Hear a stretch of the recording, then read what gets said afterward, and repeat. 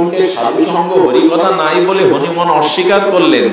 রাম প্রসন্ন হয়ে আশীর্বাদ করে বললেন, যেখানে যেখানে হরিকথা হবে হনুমান তুমি অন্য রূপে সেখানে গিয়ে যেও, যারা আমার কথা কীর্তন করে, যারা আমার কথা শ্রবণ করে, দুহাত ভরে তাদের আশীর্বাদ করো, আমি তোমাকে আশীর্বাদ করব। আজও যেখানে হরিকথা হয় কোনো না কোনো বেশে হনুমানজি আছেন, যারা শ্রবণ করেন কীর্তন করেন তাদের আশীর্বাদ করেন। এই জন্য নিবেদন করব, সনাতন হিন্দু সমাজকে যদি একটু এগিয়ে নিয়ে যেতে হয়, আমি বলবো হরিকথার বিশেষ প্রয়োজন। মানুষ তাহলে ঠিকানা জানবে, মানুষ তাহলে যাওয়ার পথটাই জানবে। যদি নাই জানে তো সে লোককে পৌঁছাবে কি করে? অপরাধ নেবেন না। পূজা পার্বণ যাগ যজ্ঞ অনুষ্ঠানগুলো হিন্দুদের এত রাজস্বিক হয়ে গেছে যে ওখানে শান্ত পরিবেশও এখন পাওয়া যায় না। যায় কি লাইট, প্যান্ডেল, ঢাক ঢোল, উচ্চস্বরে অশ্লীল গান বাজনা, কোলাহলের মধ্যে কি পাবেন?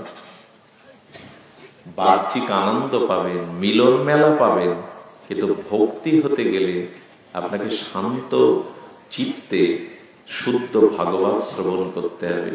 এখানে যতটা আমরা পথের নির্দেশনা পাই, অন্য কিছুতে অন্য কোনো পর্বে এতটা নির্দেশনা আমরা পাই না। আচ্ছা, কাল তো এখানে যজ্ঞ, তাই না? কাল যজ্ঞে সন্ধ্যাবেলায় এসে দেখবেন তো এরকম শান্ত নির্মল পরিবেশ পাবেন কিনা? পাবেন কি? সন্ধ্যাবেলায় এসে এই পরিবেশ পাবেন?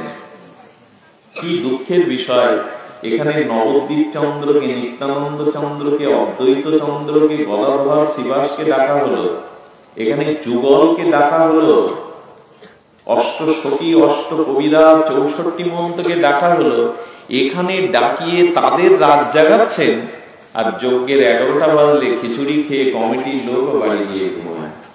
ভগবানকে আহ্বান করে এনে ওইখানে কুঞ্জ করে তাদের জাগিয়ে আপনি বসে নাক ডাকিয়ে ঘুমান। এই হলো এখন যজ্ঞের অবস্থা। আরো কিছু মনে করবেন না, আমি এক বিখ্যাত নামের দলে, আমি কোন নামের দলকে আক্রান্ত করছি না, আমার সে দৃষ্টতা নেই। যারা কৃষ্ণ নাম করে তারা বৈষ্ণব, কিন্তু বলবো মহাপ্রভু বলেছেন যিনি নাম প্রচার করেন তাকে অবশ্যই আচরণশীল হতে হবে। আচরণ না করে যিনি প্রচার করেন তার প্রচার কাজে লাগবে না। আচ্ছা, রিভলভার দিয়ে যদি আমি আপনার গায়ে শুট করি, হৃৎপিণ্ড বিদ্ধ হবে না? আপনি পড়ে যাবেন না? কিন্তু রিভলভার বাদে বুলেটটা যদি হাত দিয়ে ছুড়ে মারি, বরঞ্চ বুলেটটা আঘাত লেগে পড়ে যাবে, ছিদ্র হবে কিনা? একই বুলেট দ্বিতীয়। এই কারণ কেন? কারণ বিজ্ঞানীরা, প্রযুক্তিবিদরা রিভলভারের মধ্যে একটা গতি সঞ্চার করেছেন যেটা আমার হাতে নাই। মহাপ্রভু বললেন যিনি সদাচারী নন, যিনি প্রকৃত সাধু নন, যিনি নিজে আচরণ করেন না, যিনি যশ খ্যাতি লোভ লাভ অর্থের লোভে হরিনাম হরিকথা প্রচার করেন, তার মুখে হরিনাম হরিকথাতে ক্রিয়া করবে না। স্পষ্ট বাণী শাস্ত্রের অসাধু সঙ্গেতে বাই হরি নাম নাহি হয়, নামক্ষর বাহির হয় বটে। এই জন্য কখন দুঃখ লাগে জানেন? চার দোকান থেকে চা সিগারেট খেয়ে যারা উঠে নাম করে, মুখটাও ধোয় না, এদের নাম কতটুকু ক্রিয়া করতে পারে? এটা বিবেকের কাছে প্রশ্ন করুন। যারা মহাপ্রভুর আদর্শ না মেনে একাদশীতে পর্যন্ত অন্ন পায়, তারা স্টেজে উঠে নাম করে কতটুকু ক্রিয়া করবে বলুন? শাস্ত্রে বলছেন পিতৃ হত্যা, মাতৃ হত্যা, গো হত্যা করলেও সেই পাপের প্রায়শ্চিত্ত শাস্ত্র লিখে গেছে। কিন্তু জেনে শুনে সুস্থ শরীরে একজন ব্যক্তি যখন জিহ্বার লালসায় একাদশী না করে পঞ্চশস্য পান করে, তার সেই পাপের কোন প্রায়শ্চিত্ত শাস্ত্রে সুলিখিত হয়নি। আমি এক দলের মাস্টারকে একবার, আমি খবরাত করবেন যারা দলের মানুষ শুনছেন, আমি তাদের আক্রান্ত করছি না, আমি চাইছি শুদ্ধভাবে হরিনাম হোক, শুদ্ধ আচরণশীল ভাবে হরিনাম হোক, তবেই ওটা জগতের কল্যাণে আসবে, তবেই ওটা মঙ্গলের কারণ হবে। এক মাস্টারকে বলেছিলাম আপনি অমুক জায়গায় আসরে কেঁদে ভাসিয়েছিলেন, সবাই কেমন বিরামে কান্নাকাটি করে জড়াজড়ি করলো। এই আসরে তো তেমন কান্নাকাটি হলো না। আমাকে উত্তরে বলেছিলেন ওখানে 40,000 টাকার কান্না কেটেছিলাম, এখানে 20,000। অভিনেতারাও কাঁদাতে পারে যাত্রা মঞ্চে, চোখের জল পড়লে গড়াগড়ি দিলে যে ভক্তি হলো এমন নয়। ভক্তি সাধারণ জিনিস না, ভগবানও যাতে বশীভূত হন। ভক্তি কোনো আবেগ না। সুচিত্রা সেনের কথা মনে আছে? প্রায়ত সুচিত্রা সেন আমাদের পাবনার মেয়ে। উনি একরকম জমিদার ঘরের ঘরণী ছিলেন। উনি যখন ইন্টারভিউ দিতে যান তপন সিনহার কাছে, বিখ্যাত ভারতীয় চলচ্চিত্র পরিচালক, তখন বললেন গ্রাম্য চরিত্রে আপনি চোখে জল আনতে পারবেন? ভোগ বিলাসের মধ্যে বড় হয়েছে। সুচিত্রাজি বলেছিলেন আপনি যদি এক চোখে কাঁদতে বলেন আমি এক চোখে কান্না দেখিয়ে দিতে পারি। এত ক্ষমতা ছিল অভিনয়ে। তো অভিনেতারাও তো কাঁদাতে পারে। কান্নাটাই শুধু ভক্তি নয়, চোখের জলের মূল্য আছে, তবে সেটা আসর মাতানোর জন্য না, লোকের মনোরঞ্জনের জন্য না, সেটি গোবিন্দকে আনন্দ দেওয়ার জন্য। এই জন্য আমাদের যাগযজ্ঞ অনুষ্ঠানগুলো যাতে শুদ্ধভাবে হয়, সাত্ত্বিক ভাবে হয়, এটার দিকে শাস্ত্র দৃষ্টি বলেছেন। অসাধু সঙ্গীতে ভাই কৃষ্ণ নাম নাহি হয়, নামাক্ষর বাহির হয় বলে। যতদিন শুদ্ধ সাধু সঙ্গ না হবে ততদিন হরিনাম যথাযথ রূপে, হ্যাঁ একটা কিছু হবে, হেলায় অবহেলায় অশ্রদ্ধা বললেও হবে, তবে সেটা অনেক জন্ম বিলম্ব হয়ে যাবে। বিলম্ব হরিনামে হয় না এমন কিছু না, হবে যেভাবেই নেন, কিন্তু বিলম্ব হবে। প্রেম ভক্তি হতে বিলম্ব হবে। এই জন্য নাম নিলেই কল্যাণ, হাস্যে পরিহাসে নিলেই হবে। তবে বলবো হরিনামকে শুদ্ধ আচরণশীল হয়ে নেন। আমি নিবেদন করব যে হরিনামটাকে আমরা যেন শুদ্ধভাবে নেওয়ার চেষ্টা করি। আর একটা অনুরোধ হাত জোর করে, যজ্ঞ বলতেই বর্তমানে মানুষ বুঝেছে 56 প্রহার, 72 প্রহার, 8 প্রহার, 16 প্রহার। কিন্তু প্রকৃত যজ্ঞের মধ্যে শ্রেষ্ঠ যজ্ঞ করেছেন শ্রীকৃষ্ণ চৈতন্য। যজ্ঞ নাম জপযজ্ঞ হস্মি। মহাপ্রভু বলেছেন সংকারেকে নাম জপ করো। নামাচার্য হরিদাস যেমন 3 লক্ষ নাম জপ করত, মহাপ্রভু বলছেন সংকারেকে জপ করো। এই জপটাই হলো প্রকৃত যজ্ঞ। আচ্ছা, এইখানে কালকে 2 দিন নাম হবে আগামী, তারপরে আপনার মৃত্যুর সময় এরা এসে রাগিনী শোনাবে তো? আপনার মরার সময় কান, আমার মৃত্যুর সময় এরা রাগিনী শোনাবে তো? সেদিন নাম কাকে নিতে হবে? তা আপনি 2 দিন শুনলেন আর সারা বছরের নামের আশ্রয় নিলেন না। এই জন্য মহাপ্রভু বললেন অতএব গৃহে তুমি কৃষ্ণ ভজ গিয়া, খুঁটি নাটি পরিহরি একান্ত হইয়া, সাধ্য সাধন তত্ত্ব যা কিছু সম্বল, হরি নাম সংকীর্তনে মিশাল সকল। হরে কৃষ্ণ কৃষ্ণ কৃষ্ণ হরে হরে, হরে রাম রাম রাম হরে হরে।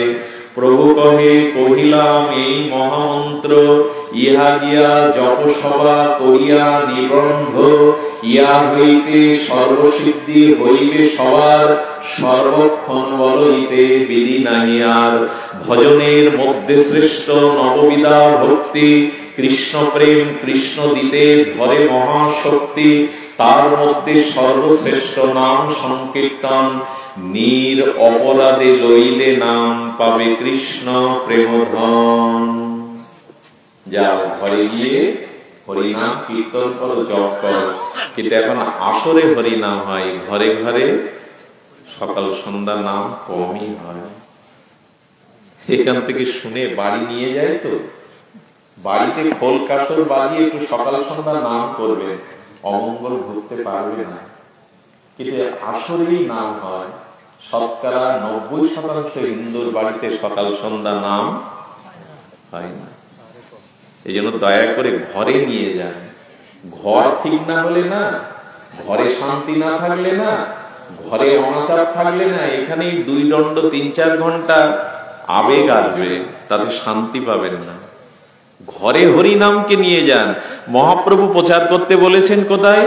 শোনো শোনো নিত্যানন্দ, শোনো হরিদাস, সর্বত্র আমার আজ্ঞা করবে প্রকাশ, জীবের দ্বারে দ্বারে গিয়া করো এই ভিক্ষা। মহাপ্রভু কোথায় দেখিয়ে দিচ্ছেন? আসলে কথা বলবে, কোথায় দেখিয়ে দিচ্ছেন? জীবের দ্বারে দ্বারে গিয়া করো এই ভিক্ষা, ভজ কৃষ্ণ কহ কৃষ্ণ কর কৃষ্ণ শিক্ষা। নিতাই চাঁদ হরিদাস কাঙাল ভিখারির ন্যায় জীবের দ্বারে দ্বারে নাম বিলালেন। আমরা আসরে ছাড়া দ্বারে নাম করি না। আমার কি মনে হয় জানেন, যদি অপরাধ না নেন বলি, 40,000 টাকা দিয়ে যে দল আনছেন, যদি 20,000 টাকা দিয়ে আপনারা 6 মাসের জন্য ভোরবেলা নগর কীর্তনের একজনকে রাখতেন করতাল বাজিয়ে, যে সে ভোরে ব্রাহ্মমূর্তে উঠে করতাল বাজিয়ে আমাদের পাড়ার বাড়ির বাড় দিয়ে গাইতে গাইতে যাবে, ভজ গৌরাঙ্গ কহ গৌরাঙ্গ লহ গৌরাঙ্গে নাম রে, যে জন গৌরাঙ্গ ভজে সে হয় আমার প্রাণ রে। ঘুমন্ত অবস্থায় যদি এই নামটা আপনার কানে যায়, সারাদিন আপনার হৃদয় নির্মল হয়ে থাকবে, ঐশ্বরের অনুরণ হবে। তাই যদি কাউকে 2 টাকা দিয়ে নগর কীর্তন করানো যেত, একজনকে করতাল বাজিয়ে কতজনের ঘুম ভাঙত হরি নাম শুনে, কতজন গৌর কথা শুনে তার ঘুম ভাঙত। কিন্তু নগর কীর্তন পথ কীর্তন এখন হয় না, এখন হয় আসর কীর্তন। আমি এর বিরোধী নই, আমিও তো এসেছি এই আসরেই পাঠ করতে, কিন্তু অনুরোধ করব নগর কীর্তনটা দরকার। জগৎবন্ধু সুন্দর বলেছিলেন, পাহারাদার বসায় না মানুষ যাতে চুরি ডাকাতি না হয়, বড় লোকরা ধনীরা সম্পদ রক্ষার জন্য, সমাজ রক্ষার জন্য হরিনাম সংকীর্তন নগর কীর্তন হলো পাহারা। এটা এখন হয় না, এটা এখন হয় না। এই জন্য একটু চিন্তা করুন তো, একটু বুদ্ধি বিচার আনুন তো, হচ্ছেটা কি? এই যে এত তরঙ্গ করে ধর্ম অনুষ্ঠান যাগযজ্ঞ হচ্ছে, মানব সভ্যতা মানবিক গুণাবলী আমাদের স্বভাবের পরিবর্তন কতটুকু হচ্ছে? এ করতে গেলে নাম আপনাকে নিজে নিতে হবে।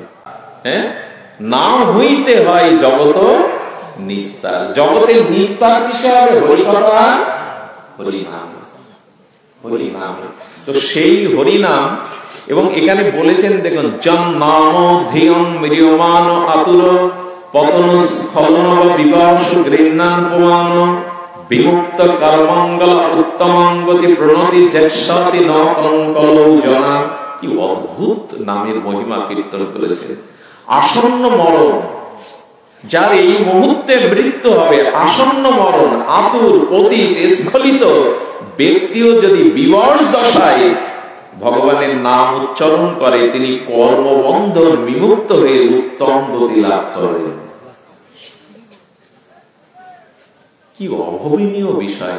আচ্ছা, অজামিল কাকে ডাকলো মৃত্যুর সময়? কাকে ডাকলো? নারায়ণ। সঙ্গে সঙ্গে বৈকুণ্ঠের নারায়ণ বলছেন কি, তার বিষ্ণু দূতদের, নারায়ণের দূতদের বলছে 4 জন চলে যাও।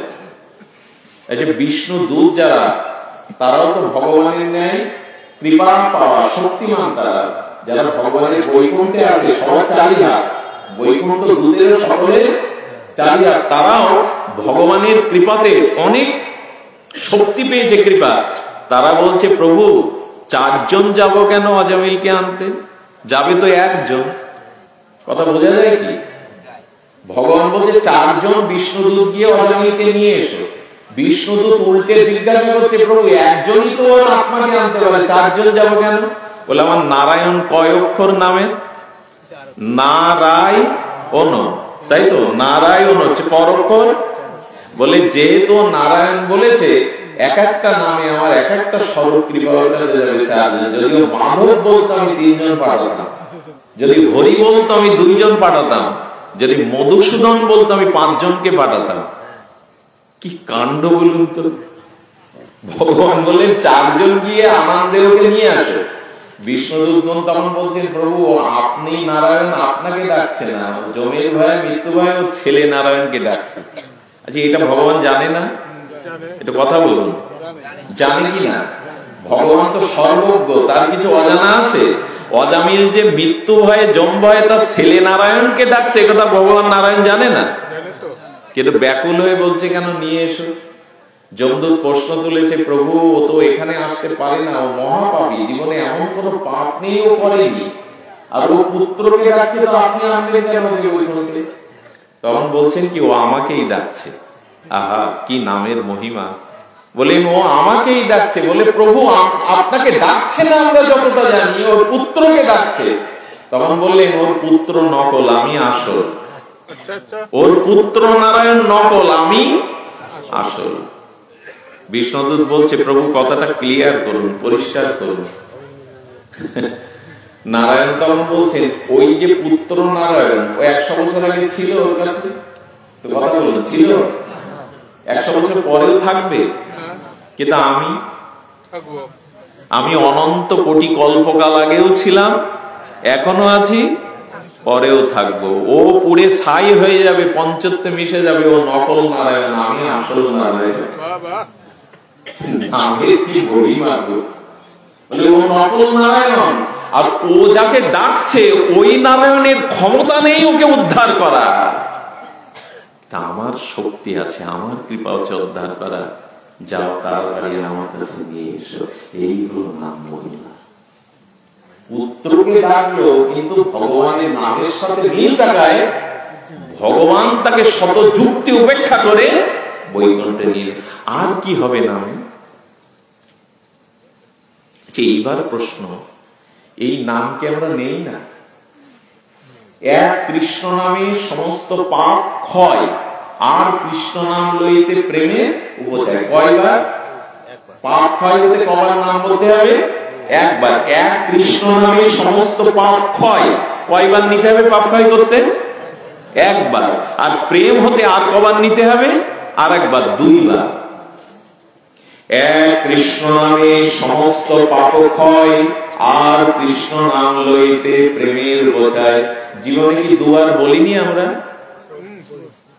আমি মনে করি হিন্দু বাদেও পৃথিবীতে যত জাতি আছে, ঠাট্টা ইশারা করে বললেও, উপহাস করে বললেও তারা কয়েকবার কৃষ্ণ বলেছে। হিন্দুদের কৃষ্ণ, আচ্ছা তাদের উদ্ধার হয়েছে, তাদের প্রেম হয়েছে?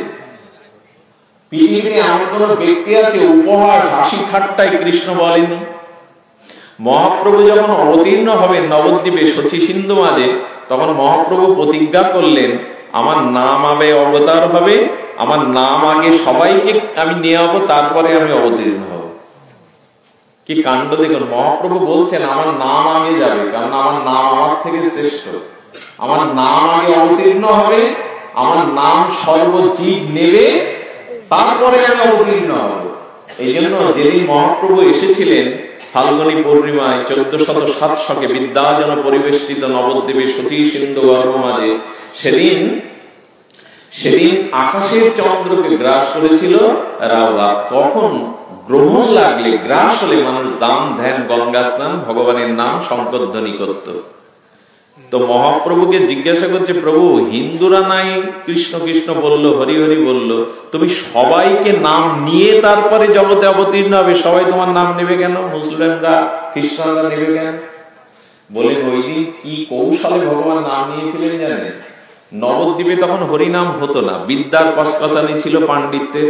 ওই গ্রহণ লাগাতে সবাই যখন হরি হরি বলছেন, হরি হরি বলছেন, উলুধ্বনি দিচ্ছেন, শঙ্করধ্বনি দিচ্ছেন, নগর গ্রামে সবাই দিচ্ছেন, তখন খ্রিস্টানরা মুসলিমরা উপহাস করে, হিন্দুদের হলো কি, হিন্দুরা কৃষ্ণ কৃষ্ণ বলে কেন, হরি হরি বলে কেন? বলে ওই ইশারায়, ওই ঠাট্টার ছলে আমি তাদের হরি কৃষ্ণ নাম নিয়ে এলাম। প্রভুর কৌশল, আমার নাম আগে যাবে, আমি পরে অবতীর্ণ হব। রামচন্দ্র সেতুতে পাথর দিচ্ছে, যে বানররা আমার জন্য সেতু করছে, আমিও যে একটা পাথর ফেলি। রামচন্দ্র পাষাণ ফেলতে, কিন্তু ওইগুলোই ডুবে যাচ্ছে। রাম বলে, বানররা পাথর ফেলছে, সেতু হচ্ছে, আর আমি পাথর ফেললে ডুবে যাচ্ছে।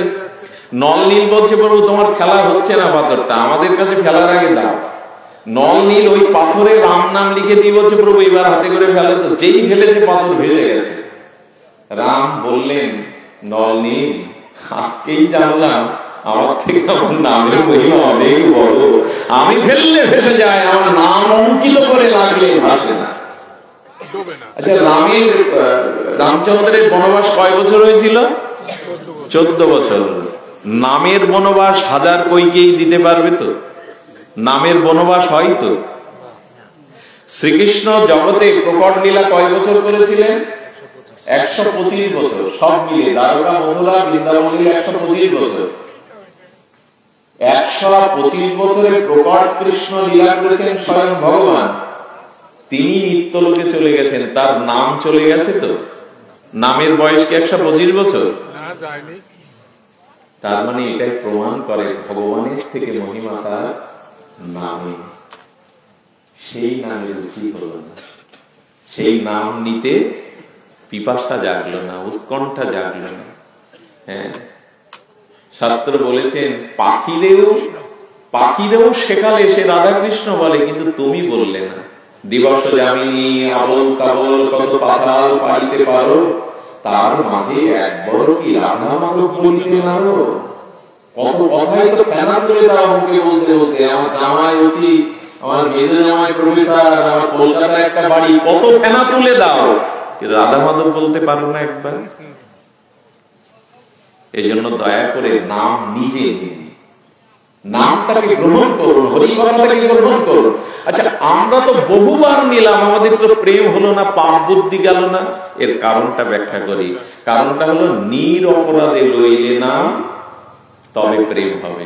অপরাধ শূন্য হয়ে, আচ্ছা আগে অপরাধ শূন্য হয়ে নাম নেব না নাম নিতে নিতে অপরাধ শূন্য হবো, কোনটা?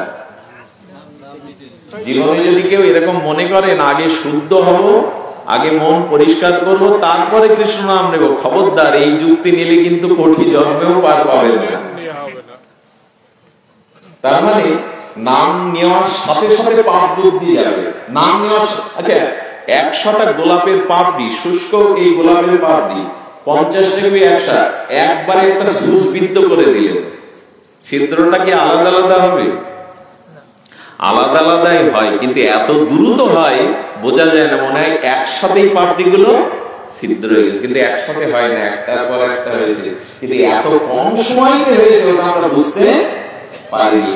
তেমনি নাম নেওয়ার সাথে সাথে নিরপরাধে প্রেম হবে, প্রেম হবে।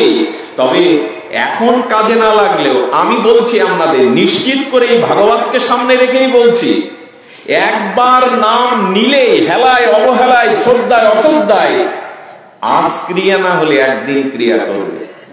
তার একটা প্রমাণ শুনছিলাম রাঘবেন্দ্র গোস্বামীর মুখে, অপূর্ব। আচ্ছা, ঘড়িতে অ্যালার্ম দেয় না, কি বলে প্রেমানন্দকে?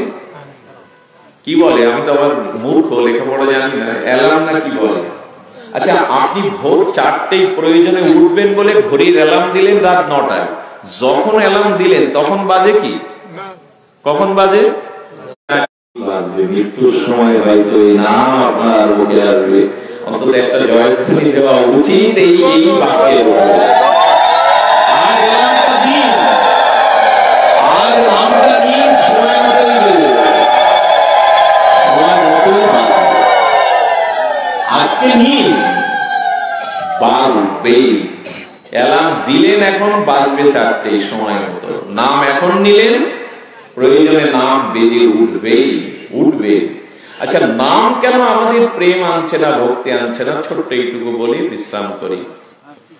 প্রথমে নামের মহিমা জানতে হবে, নামের তত্ত্ব জানতে হবে। যদি তত্ত্ব না জেনে নাম করতে যান, নাম ক্রিয়া করবে কিন্তু যথাযথ ক্রিয়া করবে না। এই জন্য যৌ ব্যক্তি তত্ত্ব। আচ্ছা, কেউ যদি রাস্তায় যেতে যেতে গরিব হতচ্ছাড়া ভিখারি একটা কোহিনূর হীরা পায়, অথচ হীরা সম্পর্কে তার জ্ঞান নেই, সে মনে করে যে কাছের দামি কাছের টুকরো, ওই ভেবে যদি ঘরে আনে তাহলে ওর মূল্যায়ন হবে তো? একটু কথা বলো মা, মূল্যায়ন হবে?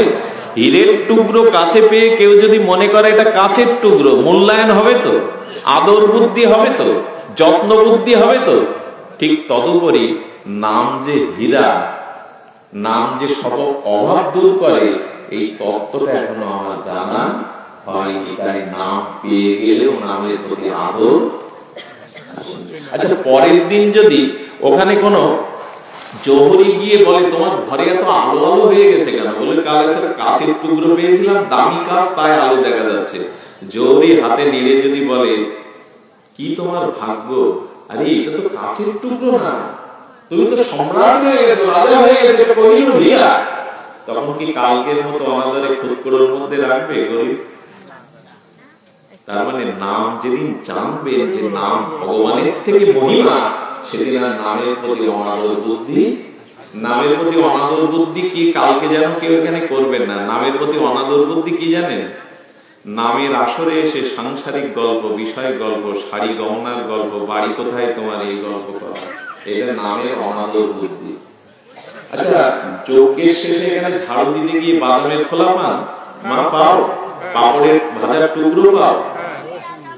নামের আসরে পাপড় ভাজার খাবার জায়গা, বাদাম ভাজা খাওয়ার জায়গা, এটাই বলে নামে অনাদর বুদ্ধি। আচ্ছা, সারা বছর তো চুড়ে ফিতা, আয়না, নখ পালিশ, বাবাদের জিনিস কিনতে পাওয়া যায়, নামের আসরে চুড়ি ফিতা কিনবো কেন, নখ পালিশ কিনবো কেন, চিরুনিয়া আলতা কিনবো কেন? এখানে সারা বছর তো মার্কেট করি প্রয়োজন হলে। তার মানে শাস্ত্রে বলছেন এখানে শুধু নাম নিতে এসো, অন্য কিছু নিতে এসো না। তাহলে নামের প্রতি অনাদর বুদ্ধি হবে। যোগ্য মানে মেয়ে জামাই মেশমাসি আত্মীয় স্বজন নাও, ঘরবর্তী খাওয়া, 11টা মন্ত্র লোকজন থাকবে, তারপরে চলে যায়। আর একটা জিনিস হয়েছে, 70,000 টাকার দল উঠলে তখন ভিড় হয়, 20,000 টাকার দল যখন নাম করছে বা গ্রামের দল, তার মানে নামে আমাদের ভালো মন্দ বুদ্ধি চলে এসেছে। এইগুলো নামের প্রতি অপরাধ, এগুলো নামের প্রতি অপরাধ। তো এই জন্য বলছেন, আচ্ছা মুখটা জানলেন, জৌহরি এসে বললো এটা, তেমন সাধু এসে জানিয়ে দেয় নাম কি তত্ত্ব, সেই দিন নামের প্রতি আপনার দরদ হবে।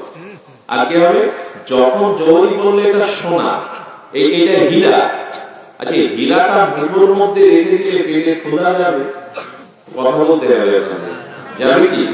ঘরের চালে খড় নাই, খড় আপনি উঠবে, ঘরে জল নাই, জল এনে দেবে, হাতের মুঠোয় রাখলেন, ওটা মুঠোয় করে রাখলে ক্ষুধাও যাবে না, চাউলও ঘরে আসবে না, ঘরে চালও খড় উঠবে না। ওটা কি করতে হবে? ওর বিনিময় করতে হবে, ওই নাম, ওই মুক্তাটা দিয়ে নবতত্ত্বটা হাতে নিতে হবে। ওই অর্থ হাতে নিয়েই তখন আপনার অভাব, তখন দুর্দশা ক্ষুধা যাবে। তেমনি নামকে যথাযথ রূপে আচরণ করো, নামকে যথাযথ রূপে বিনিময় করতে শেখো। নামের বিনিময়টা কি?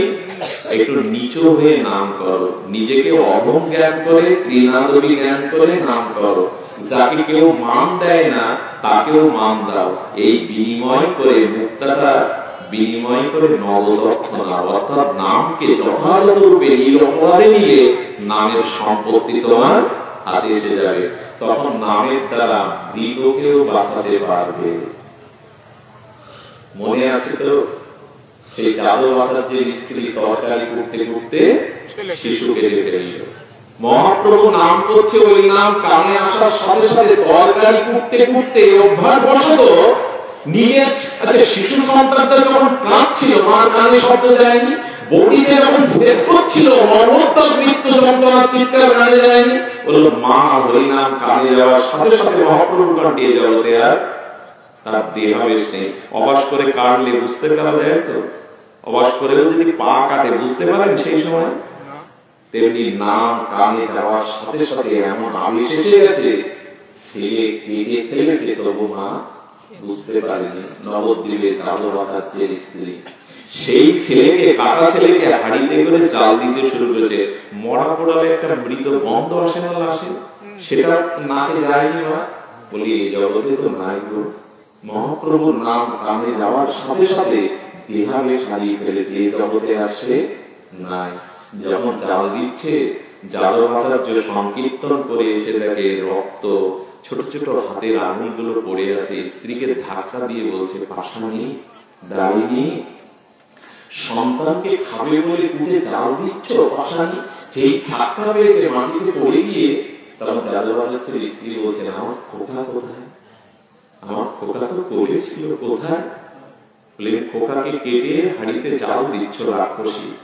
বললো মা তা পারে না গো, সন্তানকে কেটে জাল দিয়ে মা রাক্ষসী হতে পারে না। ও আমি বিচার চাই। জাল বাজাচ্ছেন স্ত্রী বলছে আমি বিচার চাই। ছেলেকে হত্যা করে জাল দিচ্ছ, আবার বিচার চাও কার কাছে? বলে চৈতন্য মহাপ্রভু নিতাইয়ের কাছে আমি বিচার চাই। কি বিচার চাইবো জানো? যে নাম কানে গেলে মা তার সন্তানকে কেটে ফেলে জাল দেয়, তবু মায়ের দেহ বেশ থাকে না। এই নাম কেন নির্ণয় করে, এই নাম কেন নিতাই চাঁদ করে? আমি বিচার চাই। যাদবাচার্য বুঝলেন ওকে নামে পেয়েছে, ওর নাম প্রবেশ করাতে ওর দেহা বেশ ছিল না। হাড়িটা মাথায় নিয়ে স্বামী স্ত্রী চলছেন। পূর্ণ কুম্ভ নিতাই চাঁদ। আমার বাবা প্রশ্ন করছিলেন নিতাই চাঁদ পূর্ণ কেন জানে? নিতাই চাঁদ হলো আশ্রয় তত্ত্ব। আশ্রয় তত্ত্ব সর্বদা পূর্ণই থাকে। বস্তু যেখান থেকে উৎসাহিত হয় তার নাম আশ্রয়, আর বস্তু যেখানে গিয়ে পরিপূরণ করে তার নাম বিষয়। তার মানে উনি প্রশ্ন করেছিলেন নিতাই চাঁদ পূর্ণ কুম্ভ কেন? নিতাই চাঁদ অবধূত, নিতাই চাঁদ সংকর্ষণ অংশে, নিতাই চাঁদ ছত্র ভূষণ ভগবানের সেব্য, নিতাই চাঁদ বলরাম তত্ত্ব, নিতাই চাঁদ লক্ষণ তত্ত্ব। সেবা যে পারে সেই পূর্ণ থাকে, সেবা যে নেয় সে পূর্ণ না, সেবা যে করে সেই পূর্ণ। নিতাই সেবা দিতে এসেছিলেন। নিতাই চাঁদ সামনে আসলেন পরিবার নিয়ে। যাদবাচার্যের স্ত্রীকে বলছে বন্ধ করো হরিনাম। নিতাই চাঁদ তোমার নামে জীবন দেয় না, নামে জীবন কেড়ে নেয়, এই তার প্রমাণ। নাম জীবন দেয় না, নামে জীবন কেড়ে নেয় প্রমাণ। নিতাই চাঁদ প্রথমে বুঝতে পারেনি, হাড়ির দিকে তাকিয়ে দেখলো চলন্ত পড়া শিশু। পুরো ঘটনা শুনে নিতাই চাঁদ কেঁদে উঠেছে, মারে তুই মহাপ্রভুর নাম শুনে ছেলে কেঁদেছিস, বুঝতে পারিসনি? নিতাই চাঁদের চোখে জল। দে মা, নামে যেন আমার ওরকম রুচি হয়, নাম শুনে যেন আমিও তোর মতো জগৎ ভুলে যেতে পারি, আমাকে দে। আর চিন্তা করিস না, নাম জীবন নেয় না। হাড়িটা মাঝখানে রেখে বেড়ি কীর্তন করতে লাগলো নিতাই চাঁদ ভক্তদের নিয়ে। কিছুক্ষণের মধ্যে হাড়ি থেকে ওয়া ওয়া করে অখণ্ড শিশু বেরিয়ে, অখণ্ড শিশু বেরিয়ে শিশুটাকে কোলে নিয়ে নিতাই চাঁদ বলছেন দেওয়ান নামের কৃপায় আজ তুই সন্তান ফিরে পেলি। এই হলো হরিনাম। মৃত সঞ্জীবনী সুরায়তে, মৃতকেও জীবন দিতে পারে। এটা অলৌকিক ঘটনা, 500 বছর কিছু করবে ঘটনা। আজ থেকে আমি ওর নাম রাখলাম কৃপাচার্য।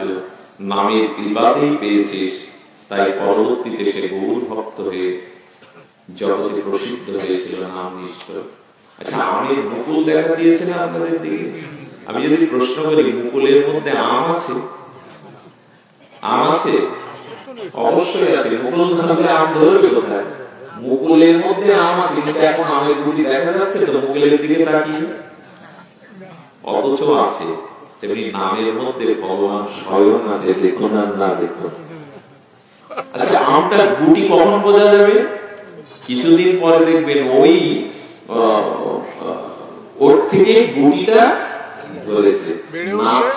নাম পড়তে থাকুন, নাম পড়তে করতে নামে রুচি এসে গেলে কিছুদিন পরে দেখবেন নাম সাকার হয়ে দেখা দিচ্ছে, নয়ন সমকে হৃদয়। আমের মুকুলটা গুটি হলো তখন দৃশ্যমান হলো। আচ্ছা, গুটি হলে রংটা কি থাকে আমের? সবুজ বা কালো থাকে, শক্ত এবং অধিকাংশ টক থাকে। কিন্তু আমটা যেতে যেতে যেতে যখন পরিপক্ক হয়ে যায়, রংটা কি হয়? ওই একই ডালে থাকে তো, একই গাছে থাকে তো। আগে ছিল কালো, এখন হলো গৌর বর্ণ। আগে ছিল শক্ত, এখন হলো কোমল। আগে ছিল টক, এখন হলো মিষ্টি। আগে ঝড়েও পড়তো না, এখন পেকে গেলে আপনি থেকে পড়ে। মুকুলের মধ্যে যেমন আমের গুটি আছে, আমের গুটির মধ্যেই যেমন পাকা আম আছে, তেমন নামের মধ্যেই ভগবান আছে। নাম নিতে নিতে যখন প্রেম ভক্তি হবে, তখন সাক্ষাৎ ভগবান স্বরূপে প্রেম মুক্তিতে পরিপক্ক প্রেম ভক্তিকে আস্বাদন করতে পারবেন। কিন্তু যতটা পল্লব হয় ততটা কি আমের গুটি হয়?